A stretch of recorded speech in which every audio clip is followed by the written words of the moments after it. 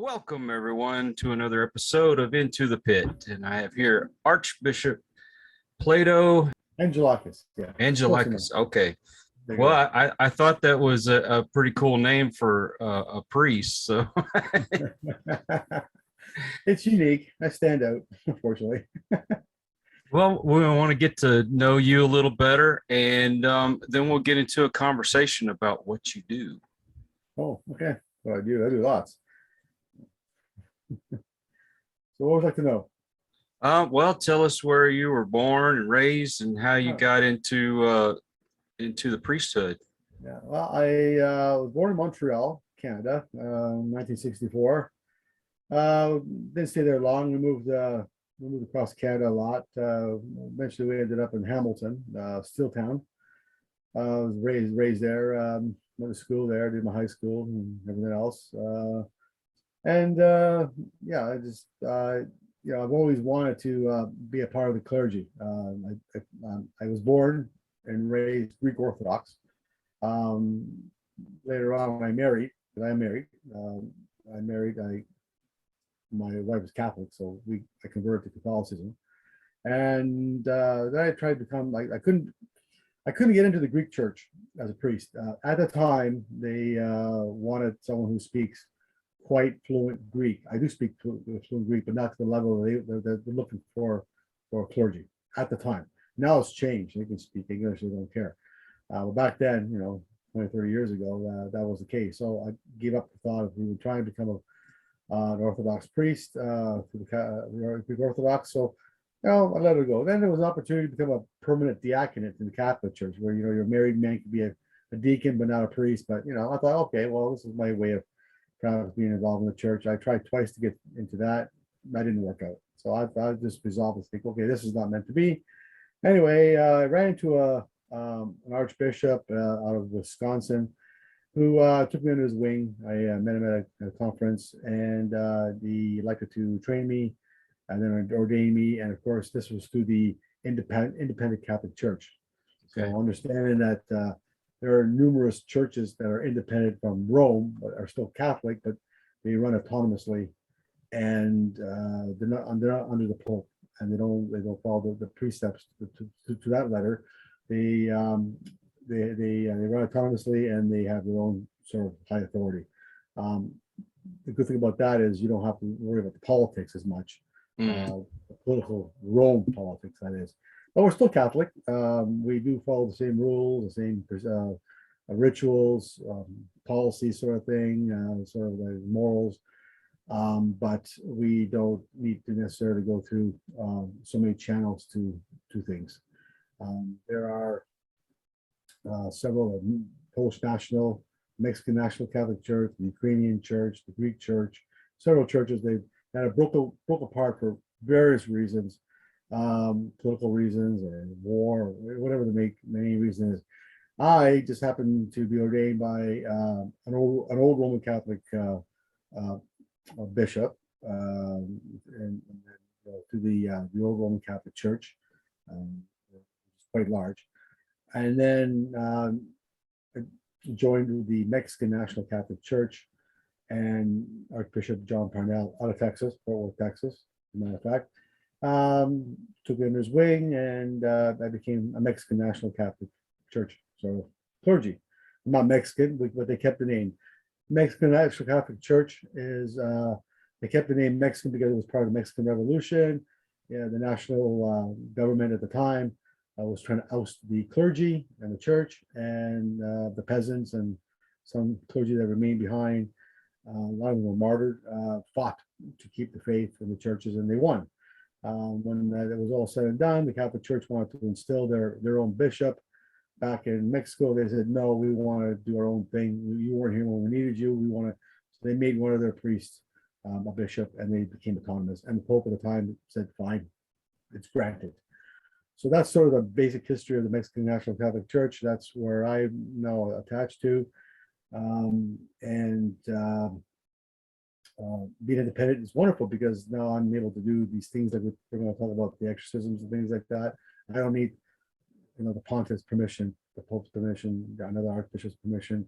Being an archbishop, I can go ahead and do whatever I see fit that needs required without having to go through those steps. It's wonderful not having the politics behind the things that people really need.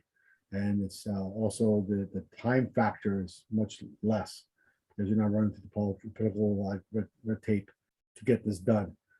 The difference I always like to point out, because people don't understand the difference between the independence and Rome. Of course, the independence, we're married, we have wives, children, mortgages, bills, take the garbage out every week. We do all those things. We have jobs on the side. That's how we pay for our wages.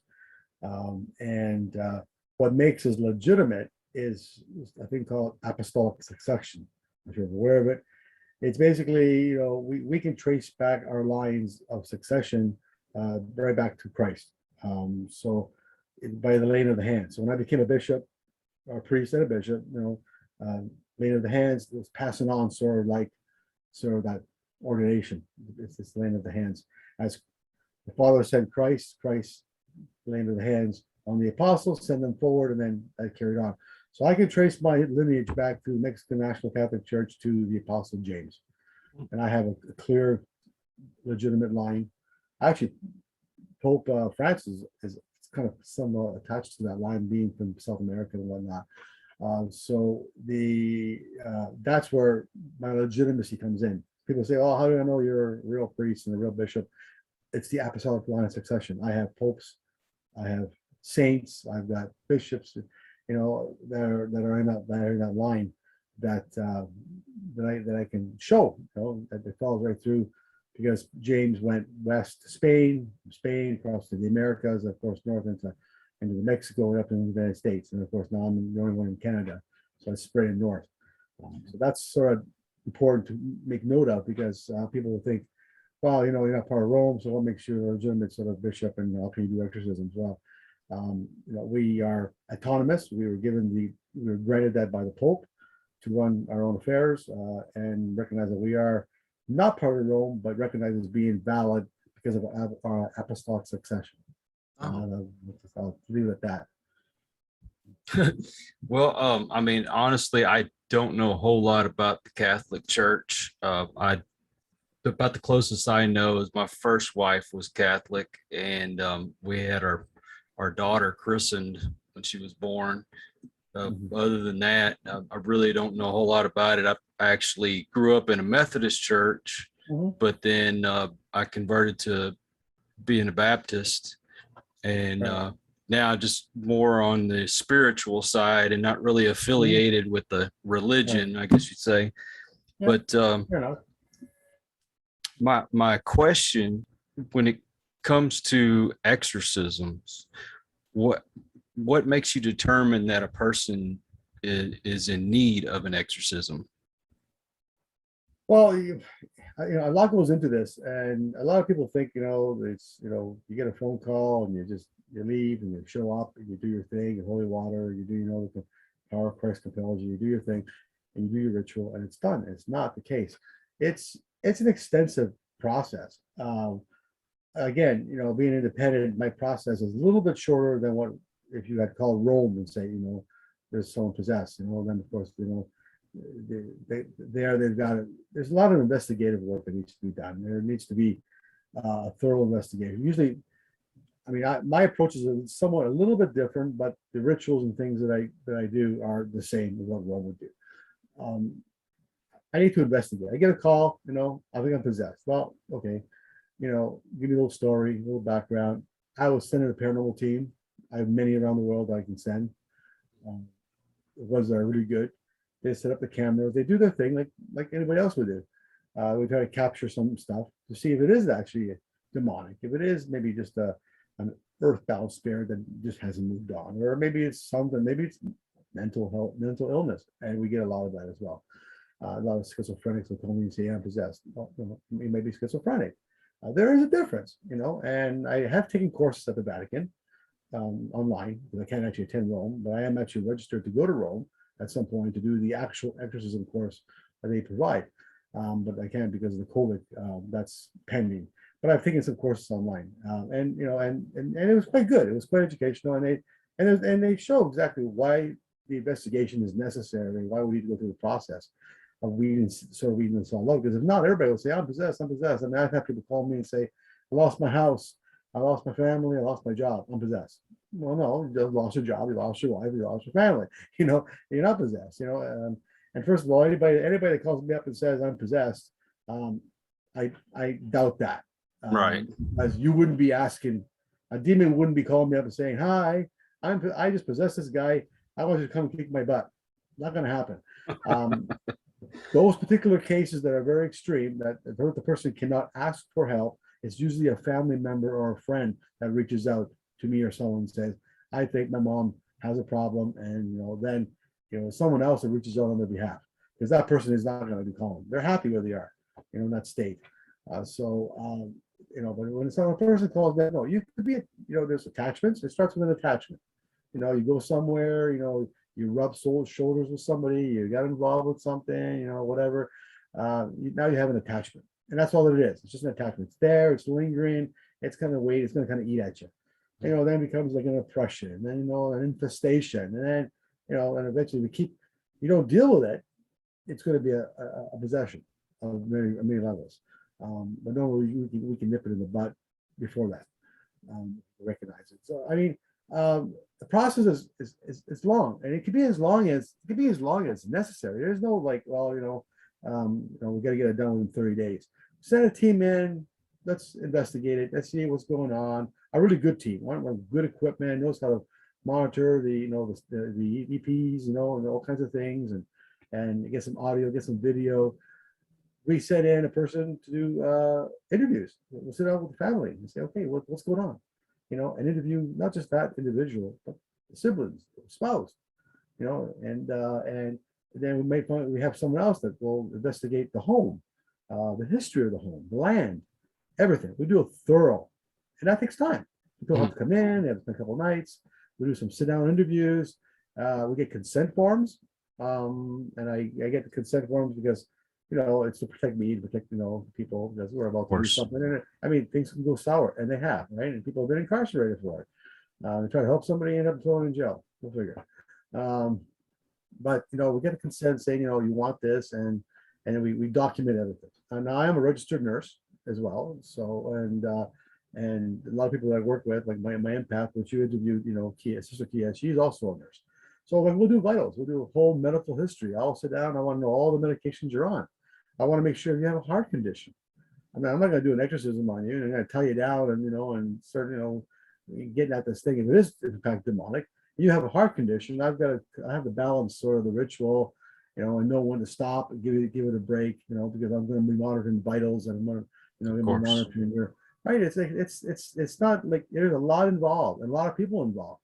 Again, I get consent. I want to talk to your doctor. I want to see that you're medically cleared. I want to make sure that there is no psych history. Now, having said that, there are cases where there is clearly some mental health, and you have some demonic oppression. It does sometimes go hand in hand. You could have both. It has been known to have both. So you deal with both. We'll deal with the one, but then you also have to follow up with your doctor with the other stuff. I mean, and so we need to rule out, is it clearly mental health, or is it something else, or is it a combination of both? So all this stuff needs to get done. That takes months. People want results like tomorrow.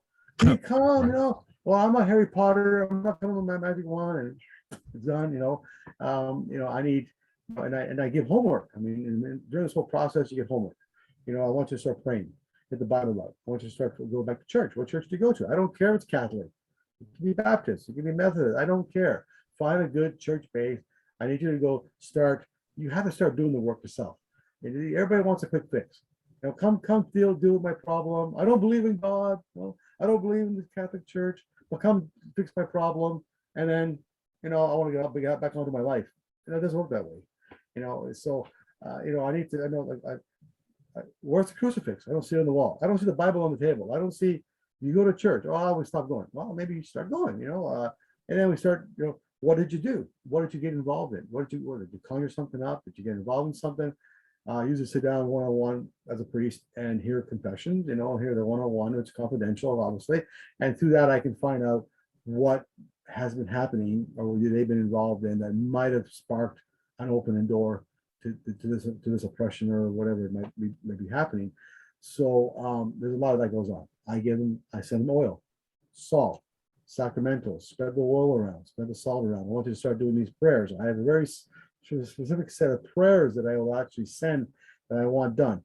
A lot of them are basically renouncement prayers. I'm going to renounce the evil, Satan, all the occult, all the things. There's a whole, I'm going to, then there's a forgiveness prayer, because forgiveness is very important. A lot of people can't learn to forgive. You can't forgive the people, can't forgive yourself.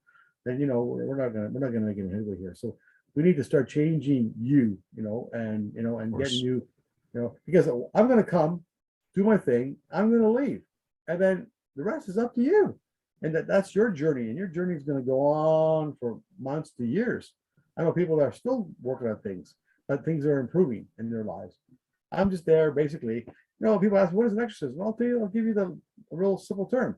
I'm the guy who's going to come in, take your free will that you somehow lost, whether you gave it directly or inadvertently. I'm going to take it back for you. Take your free will and give it back to you. Now it's up to you to maintain it, keep it, and fight for it, and use it.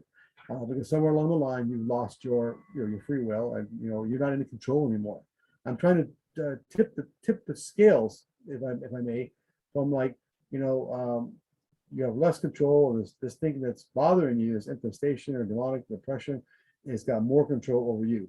I'm trying to flip it so that now you have more control, so that when it starts to manifest, you're already on it.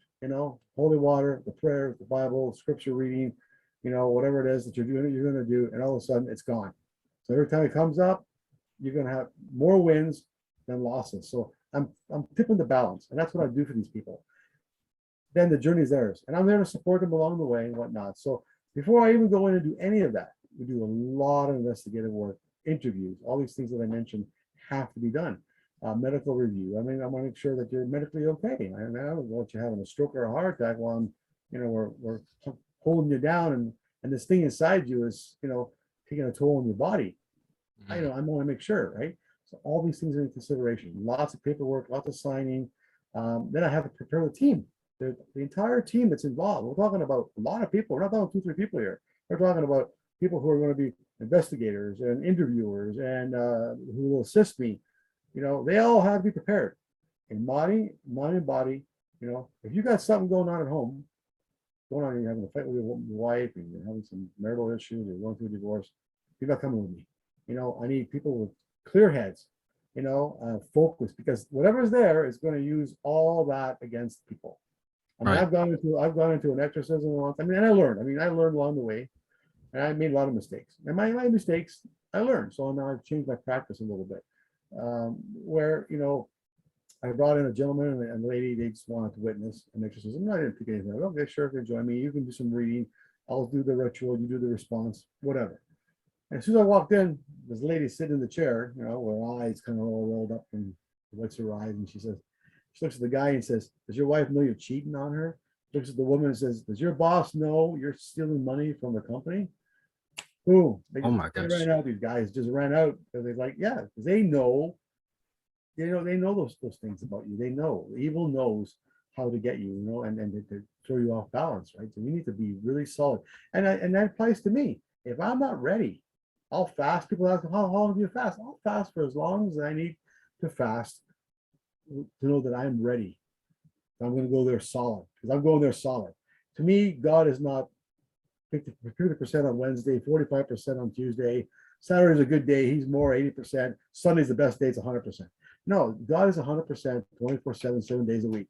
So I need to go with that boldness and that veracity, and know that I've already conquered this thing. I'm going there knowing that it's good. I'm going to get rid of it because it has no choice. It's not like Hollywood where there's a sequel and Devil's going to come back and part 2, a rematch.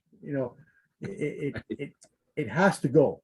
Like I say, it is not I who commands you. It's God who commands you. Well, it's God. You can't say no to God.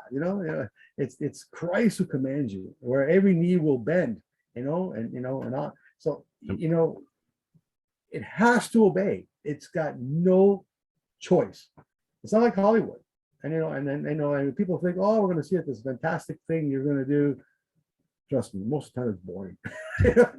I go in, blah, blah, blah, blah, because it has to go. I'm very bold, out you go, I want your name, and whatnot. And then I leave the family. Again, that's important. That's the second most, another very important thing. You leave the family not just empty. Like you've done what you've done, you've left, and now there's an empty space there. And the Bible is quite clear in Scripture, right? If you don't replace the empty space with something good, the demon's going to return with 7 more worse demons than itself. So you need to replace. This is where Sister Kia comes in with her Reiki. She's a Reiki master. Again, with clear, legitimate lines to the Reiki ascended masters. She's got the creator of the Reiki, in her lineage. She's a fantastic Reiki. Fantastic. And so she'll do Reiki post exorcism.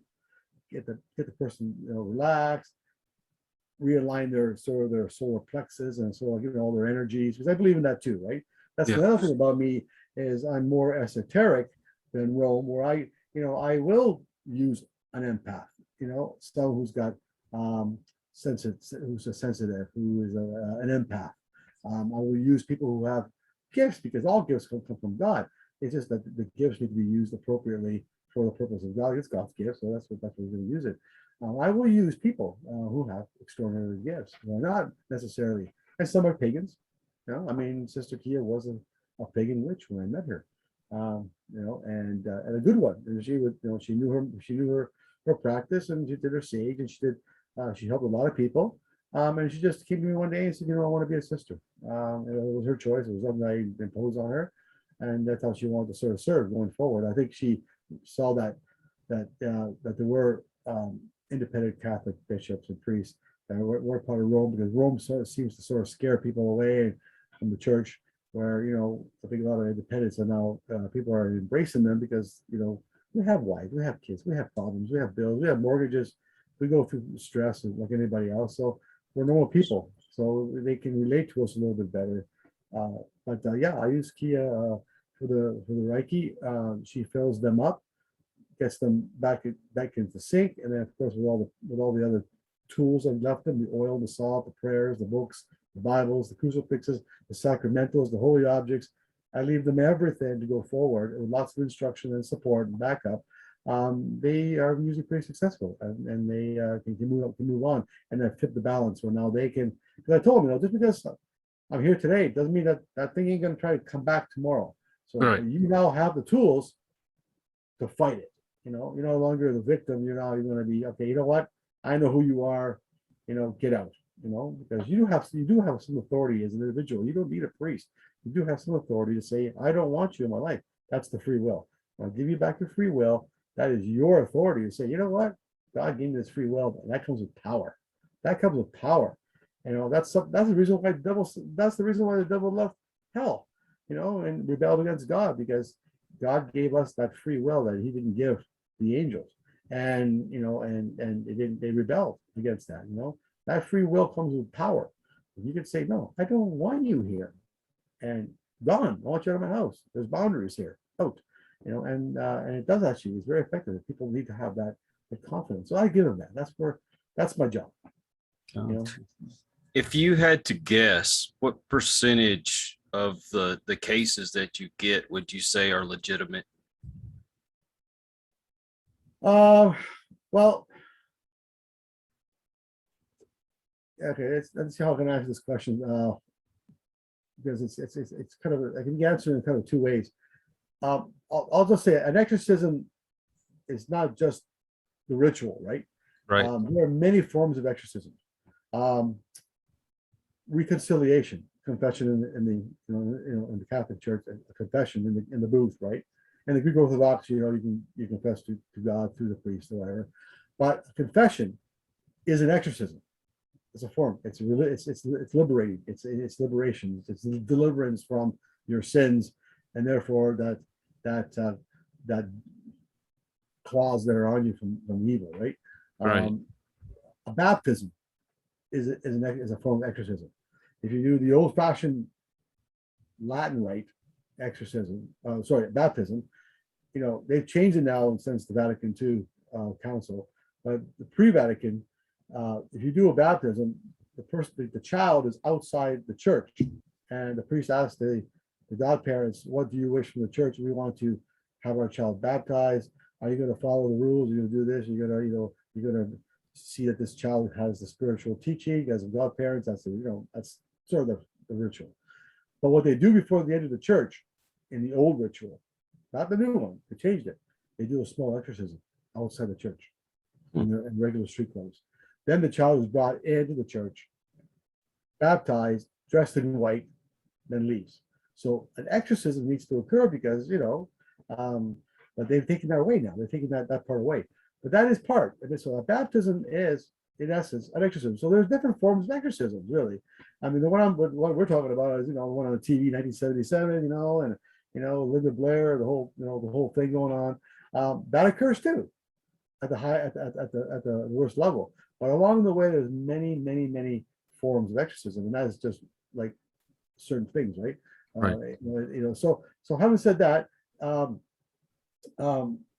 getting back to your question, what percentage? Well, if you take in consideration the baptism, which is the smallest part, the confession, and working your way up into the higher levels, into the attachments, infestations, and whatnot, if you take that and put under one umbrella, you're looking at a higher number. We're looking, probably, a good 75%. Okay. If you're talking about the 1977 version, on TV, with Linda Blair and the levitation and all that, which does occur. I have seen people levitate, and the bed's moving and the things flying around the room, whatnot. That's probably about 5% worldwide, approximately, give or take. We're hoping that you can get this taken care of before it reaches that stage, because at that stage there's a lot of consequences. People who have died. The demon has got quite a hold on that individual. They're just not going to let it go. They've worked very hard to get to that level of control. They're not about to let it go, so they really fight back. The other ones are the attachments and whatnot. They can't. They can't seem to stay attached because they don't have that. They just don't have enough power, and then they're long enough. Again, it's all free will. Excuse me. It's all free will, and what happens is somehow we give our free will away, and by doing that, we open up a door, or we conjure things up through Ouija boards or tarot cards or whatever. The board itself is not bad. It's just a Ouija board with letters on it. Really, it's a piece of wood with lettering, but it's what you do with the objects. Right. That's the key. Like, people do that magic writing, and they do the tarot cards, they do the tea leaf reading, they do the coffee cup readings and whatnot. It's just a coffee cup with with tea leaves in it. It's what you do with it. What is your attempt? Well, I'm trying to conjure something. I'm trying to know my future or do whatever. And that's where you start opening yourself up to things. People who are looking for their future have doubts. Think about it. Theoretically, like theologically, a person that's seeking, I want to know what my future is. It's uncertain. Well, then you don't feel comfortable with where you are now with yourself. So you're looking for the future to see if things are going to be better. So you have doubts. Well, doubt is something of the devil. Doubt, confusion, fear, right? So when you start exhibiting these sort of emotions, then this is where you're treading, waters that you shouldn't be treading. And then of course you have the paranormal teams that go in. Can you touch the flashlight again? Can you do that again? Can you hit me in the back and give me a sign? You're giving it consent. And then the next thing you know, it's following you home. So, this is what I do with Paracons is I try to teach the paranormal teams, watch the language, watch your wording, watch what you are saying, because they're just waiting for that consent.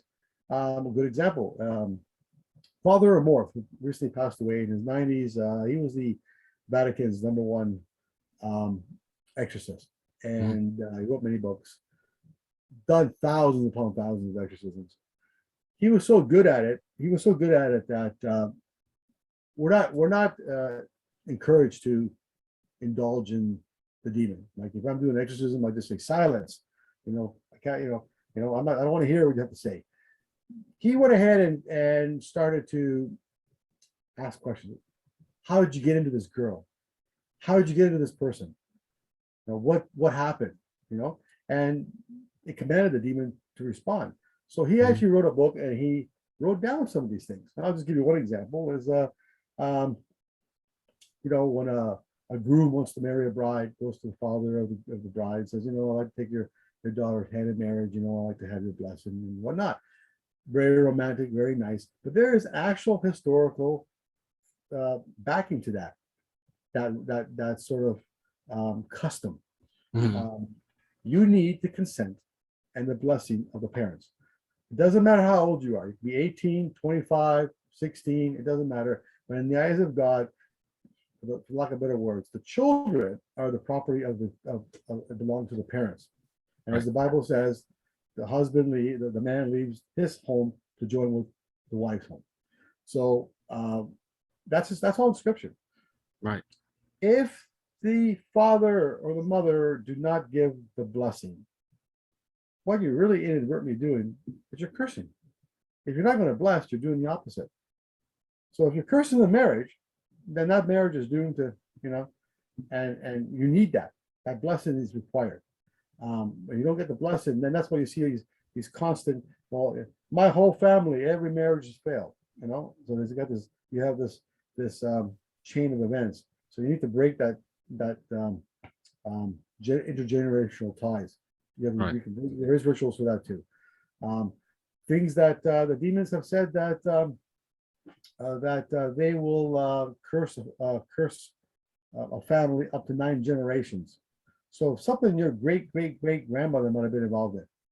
Maybe she did a seance, maybe she did something, maybe she was involved in some satanic things or conjured something up.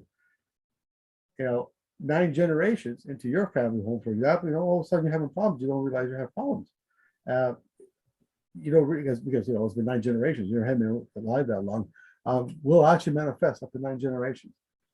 Likewise, God says, I will bless your family up to 3 or 4 generations, and you know, and whatnot for good deeds. So, you know, this intergenerational thing is a real thing, and people don't realize it. So again, that's something that we also address at these interviews. You know, is it something that maybe, you know, I end up finding out, oh, my great grandmother was a witch and she got involved in this and da da da da da, or my, you know, she died at a stake in Salem.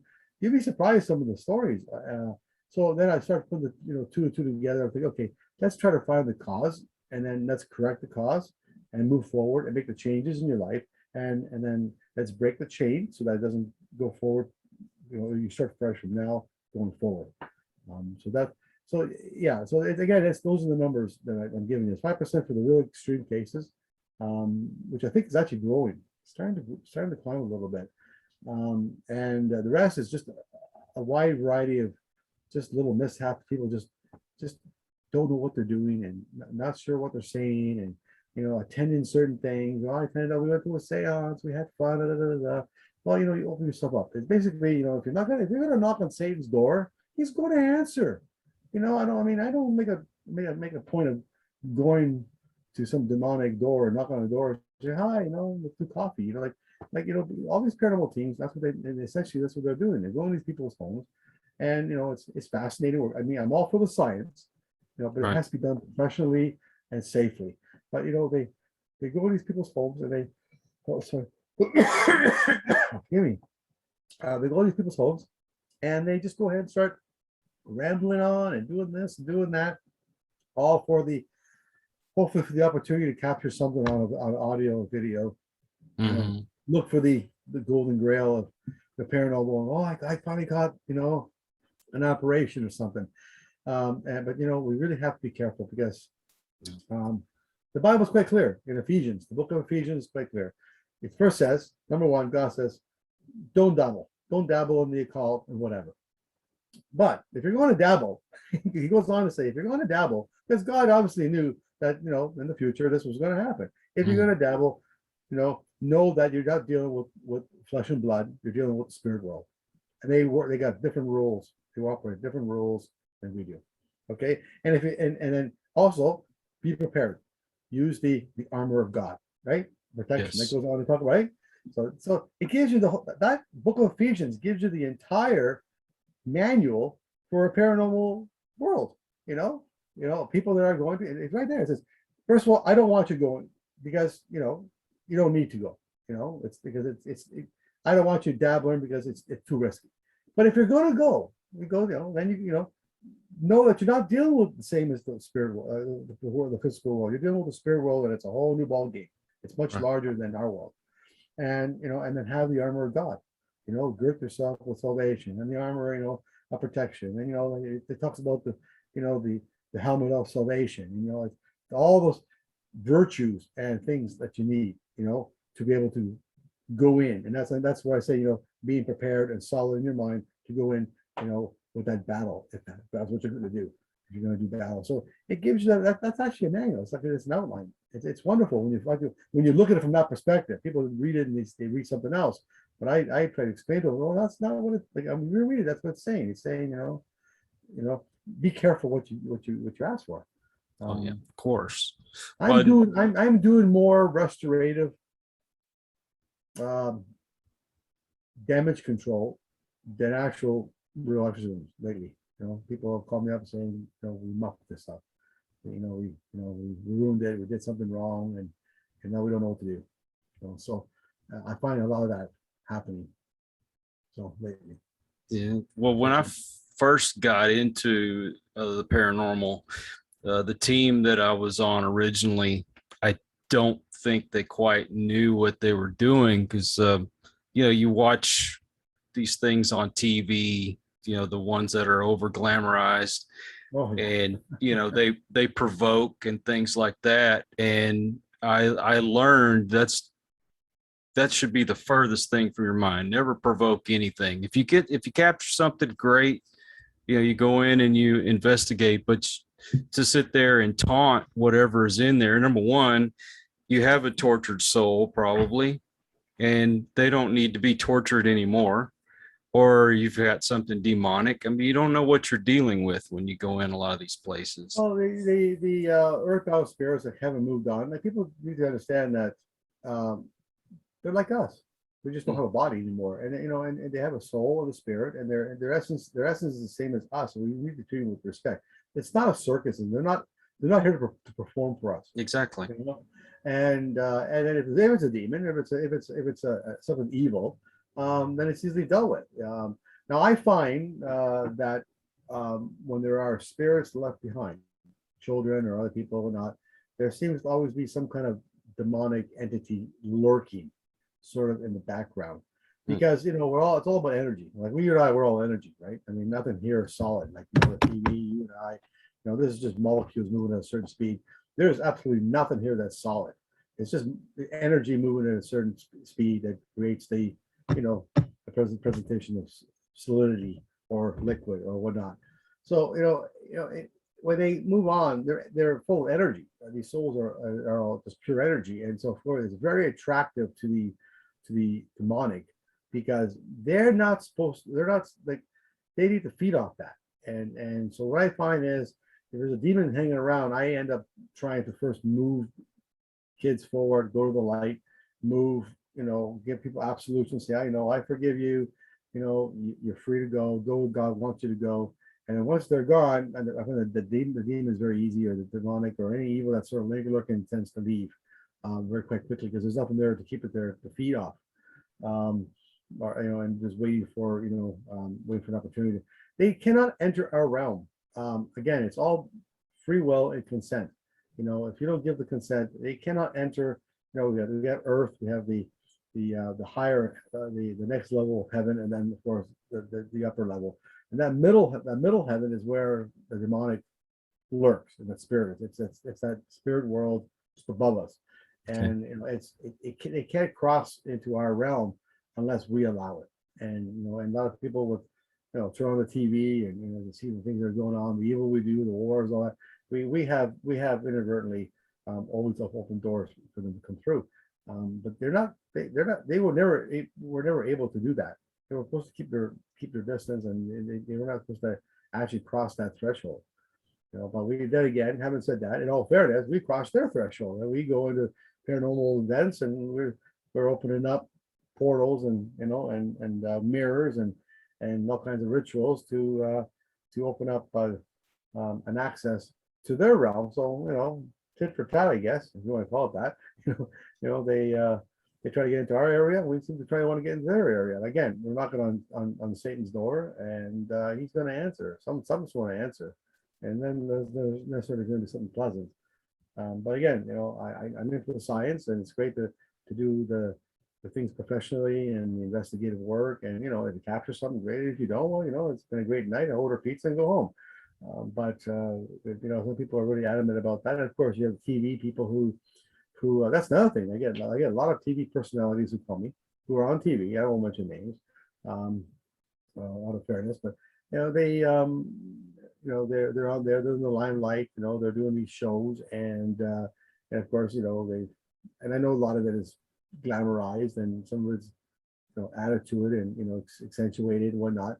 But they've reached out to me saying, now I've got an attachment. Now I'm not feeling great. Now I'm having a problem. I need, and because or they called up to me saying, "Oh, I've got some clients who've called me up, but I don't know how to help them, so I'm going to refer them to you." To me, that is because obviously they're the ones in the limelight, so everybody's going to them, saying, "Well, since you're on TV and you seem to know what you're doing, or at least you think you know what you're doing, I'm asking for you to help me." They obviously can't, so they end up sending them to me or other people. So that happens a lot as well, unfortunately. So. Now I've dealt with a certain situation, or at least I need to deal with a certain situation where there's a friend of mine, and he has, from what we can see, is invited something to attach to him. How do you deal with something like that when somebody's actually invited something to attach to them? I can't do anything. Unfortunately, the rules of engagement here, and people don't realize that, is I need their permission and their consent. So that's number one thing I do when I go and see them. I say, "Do you want this thing out of your body? You want this thing gone?" "Yes." "Okay. I need you to do this, this, and this." I've had people say, "No, I don't want it gone." "All right, thank you very much for your time. Good luck," and I leave, because I cannot. The ritual is quite clear, especially the Roman Catholic ritual. It's quite clear. Without the consent, you actually want it gone. It's free will. I'm not going to interfere with free will. I mean, God won't interfere with your free will. But who am I to interfere with your free will? And if you want this, and I had a lady who I liberated years and years and years ago. And when it was all said and done and she felt empty, she says, "I want it back." After all that work to get rid of it, 2 days, knives were pulled on me, and I had to call the police. It was a mess. She ultimately at the end said, "You know what? I feel empty." It was like the Stockholm syndrome, I've been captive with this demon for so long. Now I kind of like it being around, because now I feel empty, and then, I like its company. What can I say? So she asked for it back, and she's actually in worse situation than she was before.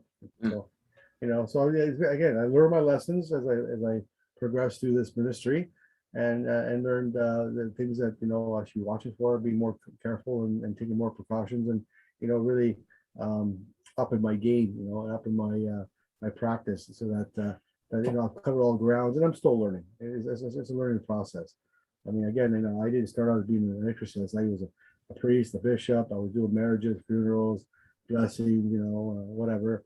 The paranormal team called me up and said, "Look, we have a case, and we're over our heads." "That's great. You reached out to me." "Wow, okay."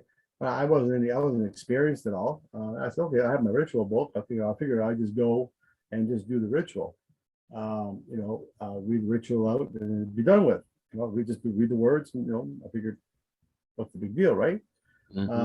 Suffice to say that there's a little bit more to it than that. It's a calling.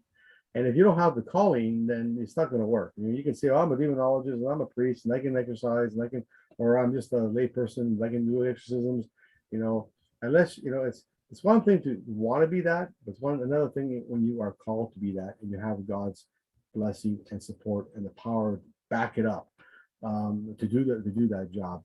It seems like later on that seemed to be my calling. That was the door to my calling, and then that seems like that's all that I'm doing. So again, it's very important but I mean, I know. Have you seen the movie The Rite? Yeah, I think I have seen that one. Where the priest, the funeral home, right? he's reluctant. He went to the seminary because, he wanted to get a free education. And he was before he had to take a chance to take his vows, he was just going to quit, take his free education and whatever. And but the church was going to change his his tuition to a student loan. Anyway, it's just he'd go to Rome and do the exorcism course. He was bewildered as to why, if you recall that part. And when he went to Rome, again, when his sort of preceptor, the person he was mentoring with, got possessed, it was up to him to sort of liberate him and save him. And he was sort of sitting there with a book, and he was saying, okay, when you Father, Son, Holy Spirit, I cast you out. Da, da, da. He basically just reading the words. There was no boldness, veracity, whatever. That's in the movie. And this is a true story. And then the demon was just laughing at him. Okay, and he just gave up at that time, and he went down the stairs, and from the conversation with that journalist woman, saying, you were meant for this, son. And he went back up, and the demon was tormenting him. I remember when you were a little boy, you gave yourself up, you were mad about your mother dying, all that. It was just toying at all of his weaknesses, and he just couldn't do this. But he was basically just reading the words, and the words need to have meaning. That's my point. Yeah. Intent's everything. Right. So in the movie, you'll see there's a transformation where when he realized, yes, I do believe in you. At one point, like the whole time he didn't believe in the devil. He said, yes, I do believe in you, devil, and because I believe in you, devil, I'm also believe in God. And all of a sudden, the demon's face just turned like, oh my God, and he just turned, and then of course, his attitude changed. The cross went out, and he goes, therefore I cast you out. And then the boldness and the veracity, and then the confidence and all that came with that. Yeah, that's the calling, and then the demon was expelled. So that's a good example that I use, because a lot of people just walk in and say, well, I'm a demonologist, I'm not really a priest, but I'm just going to read the ritual. I mean, anybody can go online and buy the ritual book. It's not like, I got a whole whack of books there, you can buy them. They're all available to anybody who wants them. But just because you have the book doesn't mean you have to read them and be, you open yourself up to a possible, attachment or a problem. Unless you have a calling, and that's up to that person and God. If you have a calling, and a calling doesn't have to be like priesthood. Like you can have a calling for a clairvoyant, a calling to be a mystic, sensitive, whatever the calling is, the gift that you're going to get. You go with it, and with that gift, if you accept the gift and the calling, then God gives you all the power that goes behind that, the support, the power, the authority, and you become very successful. But we can't choose our calling. I didn't choose to be an exorcist. Like I said, I mean, I went to an investigation. I did what I thought was best. I was reading from the book. Yeah, I didn't know any better. I thought, okay, I'll read it. Okay, Christ compels you. Father have mercy. I'm thinking that's enough. And I realized, again, this is where my learning started. This is where I started to begin to learn that no, it's more than the words. I have to embrace the ministry, and that's what I did.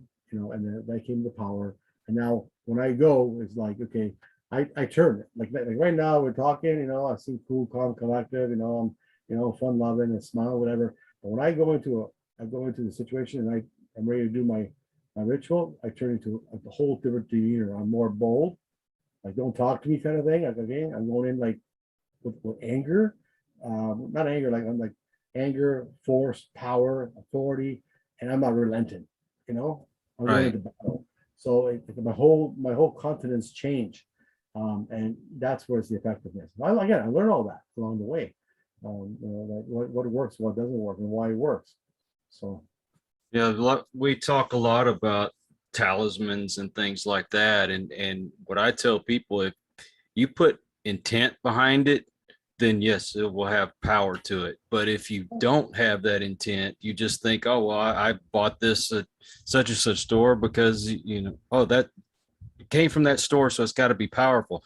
It's the intent. Oh no, it's the intent's a big thing. I mean, people put stuff around the rearview mirror, the rosary, the crosses, whatever. People wear crosses every day. as cosmetic jewelry, but do you actually believe? You know, I mean, That's the problem there. does it have meaning to you, or is it just, oh, it's just a cross, you know, and it looks good, but It's okay. an ornament. You know, yeah, an ornament, exactly, you know, or a Christmas ornament. But you know, you know, that's where it comes. You know, you need to have those sacramentals and pay attention to them, and because they have power. They have power. When there's again, when I bless something, you know, I've actually changed its contents. I've changed its substance. It's a little piece of metal, and it's just a metal. Like it's you know, a holy metal of the Holy Mother or Jesus, whatever. And it's just a piece of tin. But when I bless it, now it becomes blessed, and it's dealt with differently. And when you want to dispose of it, you have to burn it or bury it. You know, you just can't throw it in the garbage. Same with holy water, oil, salt. You know, it's just salt. But when I do the ritual in the salt, you know, I look at the salt. I say, you know, creature salt. I cast out the demon in you. Right. You know, and then I say, now I bless. And I go and I say, I bless this salt. You know, and to be used for purifying rituals and sacraments and whatever. I've just taken the element of salt, which is still salt, from just a plain salt to season your food to something that's going to be effective and as a weapon. Right. You know, the same with the oil and the same with the incense and all that stuff. So, you know, it just, you know, you just change the substance. Again, like you said, change the intent. So it works both ways, right? You know, we can do our blessed stuff, we can change the intent. And then of course the intent is effective in doing what it's doing. Some people go out and buy a box of salt because they saw it on TV on Supernatural. I'll just throw salt over and put some salt circle, and you know, but no, it's just salt on the ground. But an exorcism salt on the ground, you know, is a little different than, because the salt that's exorcised has a purpose. It's been given a job. When I do my blessing on the salt, which I need to make holy water in combination with, you know, the water and the salt has been given a job by me through God, you know, to do a certain job. It's not just to season your food. It's now a weapon, you know. It's a weapon to fight against what you need. And so for purifying rites or whatever. So again, yeah, very important, the intent behind everything. And again, a lot of people just take it for granted and think it's a big joke, and you know. Exactly. I saw it on TV, so this is going to work. Well, I'll give you a good example. I was, I hate to, you know, well, I mean, I love stories. I was at a Paracon up in New York State a few years ago before the COVID, and I was up on stage, and you know, a guy asked me a question. He says, if I watched the movie The Exorcist in 1977, the original version, if I watched that movie with Linda Blair and all that, you know, do I open myself up for possession? Mm-hmm. And I said, well, what is your intent to watching the movie? Is it for entertainment purposes? Do you want to be scared because you like horror movies? You know, are you intrigued by it? Like, whatever. Well, I'm part of a paranormal team, and you know, I want to watch it because if I ever come across a demon, I want to know what to do. So I said, well, first of all, that movie was maybe 40% accurate, you know, rest maybe 50%. It's actually a little bit more. It actually was pretty good. They said it was pretty close to the real thing, you know, maybe even 60%, but the rest not. So it's not accurate. So you can't have Hollywood teaching people what to do. You're just setting yourself up for failure, and then you put yourself in harm's way. That's not what that was about. So, but in his mind, he thought, you know, by watching the show, that was going to be enough, and it's not. So again, that's the kind of stuff that I mentioned here and in Paracons. Like, don't be fooled and don't be deceived. Right. Well, I understand that evil has been around forever, and you know, we've seen some really rough times through the years and in history. I mean, you had everything that happened, you know, let's say like World War II, everything that happened in Germany. But does it seem like things are just a little bit more evil now than it has been in history? Absolutely. Sure. I mean, the population's grown just in the fact. I mean, I mean, let's see, World War II, we're looking at possibly 2 to 3 billion people on the planet. We're up to 6, 7, almost 8 billion people now. I mean, we tripled that, and also, what that means, just that much more evil. I think there's a complacency. I think as the new generations come forward, of course, it doesn't help that the churches have scandals, and not just the Catholic Church, like pastors and all that. Not the church has had a lot of scandals, a lot of a lot of these television evangelists, Lear jets, and their Lamborghinis, and there's $5-6 million homes in California and whatnot. I mean, it has turned a lot of people away. The Vatican has turned a lot of people away because of the politics and whatnot, and they start looking for alternative ways, right? And we were told in the end times, be careful, we're going to be deceived. To think that what is evil is good and what good is evil. Exactly. And so it's all been prophesied. So yeah, definitely we're in the end times, and there's no doubt about it. Everything that has been spoken of has been happening. Fires, floods, droughts, earthquakes, famine, pandemic. We've got cyclones in the Pacific. We've got hurricanes in the Atlantic. Homes being burned out in California. I mean, I thought in California, Oregon, even here in Northern Ontario, we've got a lot of forest fires. People losing their homes. Yeah, I mean, wake up, people. I mean, this is, this is real. It's happening. But people think, oh, well, it's probably global warming, and it might be a little bit of that, but I mean, I don't think it's totally that. And I think people need to wake up and start to listen and start to pay attention. Well, I'll tell you. What's crazy is that they will use the scandals that happen in so many churches to say, well, I don't want to go to church because look at what's going on. Exactly. But not all churches are like that. No, of course not. And then they will turn around and you've got some celebrity that's caught up in some kind of scandal, but they still worship these, singers and actors and things like that, no matter what they've done. So you've villainized the church, but then you've got somebody that's doing something just as bad or worse that just happens to be famous, but you're still going to follow them. Well, you just go to any concert. You can fill the concert hall up, right? And people stand outside, stand in room only. And you go to the church and the pews are empty. Exactly. So, but then again, when the pandemic came and all the lockdowns came, people were actually dying to go to church, and you know what? They were closed. Well, when they were open, you weren't here. And now they're closed. You can't go. But yeah, I mean, people are just they just don't want to deal with the morality, and as the new generation of kids come up and everything. But I think it's going to change. I think you're going to see some more things happening. I think people are going to change, hopefully for the better. God is pretty merciful and will always give us a chance to re-reflect on ourselves and our sins and whatnot, and our morality and our morals and whatnot. And hopefully, he can turn some people around. But he made it quite clear in the scripture: when I return, will I find anybody left with faith? That's quite a profound statement. When I return, with 8-9 billion people on the planet, let's say he comes now, if I come, will I find any faith? Like, really? That's going back to Sodom and Gomorrah. If I go and find 3 people, we save the city. If I find 5 people, we save the city. I mean, it's a city of hundreds, thousands. They're questioning whether they will find even 3 people, and they couldn't find it, so the city was destroyed. But Christ is saying, when I return, will I find any faith left? So I don't know.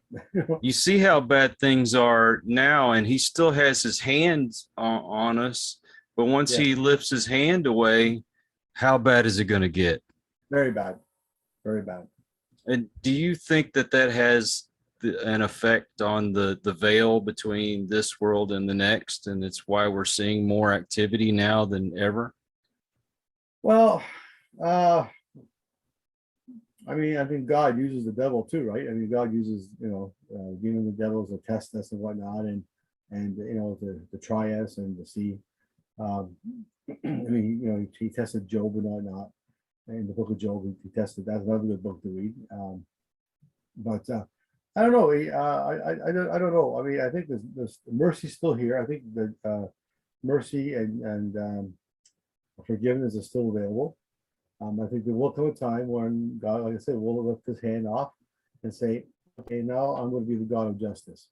My time of mercy is over. But I think he's going to give us more than enough time and opportunity to make that decision. So you can't come back and say, well, I didn't know you were going to do this. You didn't give me the warning, but I think there's been more than enough warnings. Oh yeah. I encourage people, read the Bible. You'll see what's going on. It's a mirrored reflection of what's going on today, and we're looking at some pretty dire straits, if you know what I mean. Right. Totally agree. I totally agree. Well, Father, I think our time has come to an end, and Sure. I really appreciate the conversation. Okay. We should do this again more often. We should do this more often. I mean, there's so much to talk about. Maybe next time we can concentrate on a certain topic, or maybe if some of your listenership, your readership, whatever, have some specific questions they want answered. We can concentrate on focusing on answering some people's questions. I really believe that the knowledge needs to get out there, that people can wake up and pay attention, not be frivolous with their words and their actions, and really being careful of what you ask for and what you're conjuring up and what you're doing. It's not a joke. It's not play game. Being an exorcist is not a glamorous job. People think, "Oh my God, I'm an exorcist and I'm on TV." It's the dirtiest job there is. It's like a police officer. Every call is going to be a bad call. Firemen, every call is a bad call. EMS, every call is a bad call. So you're going to call a priest for exorcism. Every call is a bad call. You don't know what to expect. There's dangers, there's consequences, accountability, and people should really take heed, especially those who are actually practicing exorcisms and may or may not have a calling, but are they prepared or ill prepared? You got people's lives in your hands, and you know what? I would hate to have to go to the altar of God and say that I failed somebody because you gave me these great gifts, but I failed somebody. Puts the altar of God. Likewise, these people who are doing things and hurt anybody, or you make things worse, you're going to have to face that with God. So like, who told you to do this, and and whatnot. So you have to be careful, guys. Be careful. I'm paraphrasing, but God did tell us to take up His armor and to be prepared, because it was going to be a war. It's been a war from day one, and if we don't, then we're just asking for trouble. Yeah, well, definitely. Like I said, read the book of Ephesians. Another good book I could recommend in the Bible is the book of Job. It's a little longer, but in a nutshell, what it is, basically, the devil, Job had everything. Job had family, kids, wealth, abundance, land. Like he was well off. Like he had God. He believed in God. And the devil came to God and said, "Look, sure, Job is going to praise you and give you glory and be faithful because you've given him all this stuff." So the devil, God said, "Okay, well then, well, fine, test him then. I trust it. Test him. I will start. You can't harm him, but you can take anything away from him." So the devil started taking away, his wealth and whatever. Eventually, his kids even died. Believe it or not, he was at the end of it all. Long story short, he had nothing but the clothes on his back. And people were saying, "Well, why are you in this state? Why don't you, do something about it?" And you have nothing. He says, "No, actually, I have everything, because all I ever needed was God. I didn't need all this stuff, even though it's been taken away from me. I don't need. All I need is God, and I have everything." And then at the end of it all, the devil said, "Well, I can't break this guy." And then God gave him back everything, plus more children, another wife, more abundance, more abundance, 7 times more of everything else. So, but he proved. He says, "No, yeah, even when I'm destitute, I'm on the ground and I'm hungry and I have no food, no water. my clothes are ragged and ripped and whatever, I still have everything because I have God, because God is all that I ever needed. I didn't need the other stuff. That's So, right. that's the moral of that story. It's a really good book to read, and it's really, and it goes to show that we need to stop thinking about the economy and money and I got to get my 401k up to par, and I got to get my investments and this and that, and and maybe get some more real estate and whatever. At the end of the day, all that means nothing. You gotta have That's true. God. Yeah. Anyway, Yeah. my friend, I appreciate your time and having me on. I hope you have me on again. Oh, I'd And love to have you back. yeah, maybe Key and I could do one together. I think that'd be great. That would be We could awesome. share sort of like get into more specifics about what we do. I gave you kind of a general outline, but like I said, it's a long process. There's lots involved, and but she's great. You obviously interviewed her. She's great, and yeah, we're going to interview together. We really are a team. Well, if anybody's out there and they're watching this or they're listening to this, Sister Kia, you go back and watch that video if you haven't already. She is a wonderful lady. And thank you again. I want to thank everybody that supports us, because we need that support. We need you to subscribe, to share. Get on here and comment. If you have questions that you'd like me to pass on to Father Plato here, I would love to forward that to him. Absolutely. Yeah. I'm on Instagram, Facebook for the most part. I'm not on Twitter anymore, but certainly you can look me up. I'm very transparent. You can look me up on Facebook. Send me a friend request. Send me some questions. I have no problem. Instagram too. I'm on there. Look for me, and I'm just under basic Plato Angelakis. I didn't use the bishop part. So seek me out and ask me questions. I do answer all the calls. I do answer all the requests. I help where I can help. Do you have a website? I don't actually. It's just I'm so busy with work that I haven't started one. I did it years ago. I'm planning on doing that. I have some books that I'm trying to finish. I will get a website up and going. I think what I'm doing right now, I guess I can share this now, perhaps you guys have some time. I'm trying to see where I'm going to take this ministry of mine. Being independent, I'm the only bishop that in Canada, so I'm representing the Mexican National Church in Canada, and I have full autonomy for life to do that. What I want to do really is, being a bishop, I want to ordain priests, that will specifically be trained for exorcism. Again, it's going to be a process of, because I have all the learning material to actually teach, a seminary if I had to, and I would run a program where I would, train them to be priests first, or even deacons if they want to be priests, and then those who have the call for the exorcism ministry to train them in that as well. And then this way I could spread them throughout the entire world. And that way, when people call me, I can say, okay, I know Father George or Father Mike. That way I'm not spread thin. I can, I want to create a religious order. I already have I have a religious order in Canada, the Holy Order of St. Michael the Archangel. And I want to turn that order into basically just like the Franciscans and the Dominicans, whatever, they have their own order, the friars and whatnot. I want to have my own religious order, specifically of a group of men trained to do exorcisms, and have like an army of people that are spread out. They're doing their job. They work in the factories or whatever they're doing, driving a cab, whatever. But when they're needed, they're there to answer the call to do what they need to do. I think that's my goal. That's my goal in life, and I want to write a few more books about that. And I think but again, I'm very particular because I'm very thorough about, I don't want to get 60,000 calls saying I want to be a priest. I want to be, it's not for everybody. There are some, there's a portion of formation, a time of formation to make sure it is what you want, because once you're ordained, you can't cross back. You can't just say, I'm ordained. So there are consequences to that. So I want to make sure that, that you are fit for the job. You want it. Again, being that you're married, if you're married, you need the wife's permission, because, it will have an impact on your family. You have an ordained priest as your husband, things will change at home, and, there's certain expectations, theologically, morally, whatnot.